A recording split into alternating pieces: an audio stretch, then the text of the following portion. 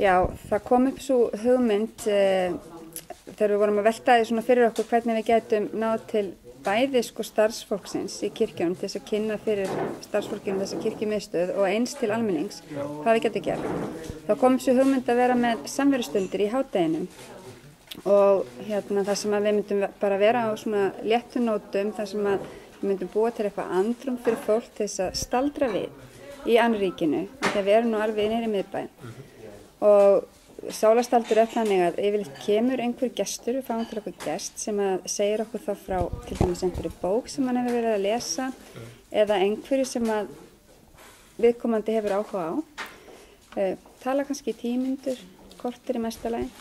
Síðan bara stutt bænastund og með þessu drukkið kaffi og te og brauð borðað með.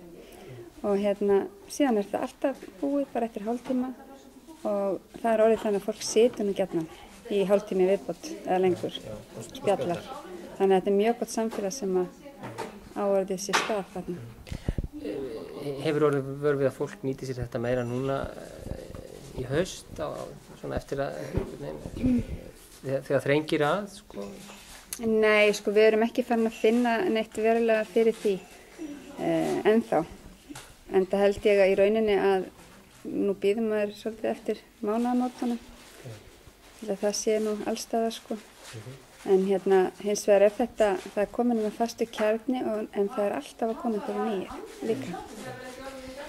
Yfir eitthvað allt annað, nú ert þú framkvæmdastjóri Ægiska Þ og landsmót æskulýðsfélaga var haldið síðustu helgi? Já. Segðu mér svolítið frá því. Það var náttúrulega bara æðislegt.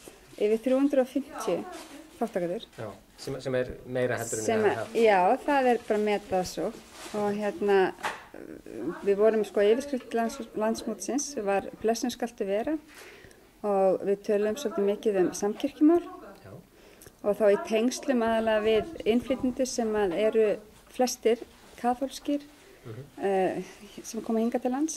Þannig að okkur fannst vert að svona ræða þessa fjölmenningu í tengslum við einmitt sko bara ekumenik. Og það kom mjög vel út og almenn ánægja bara mjög mikil með landsmóti, bæði fræðslu og þau vegstæði sem við byggðum upp á.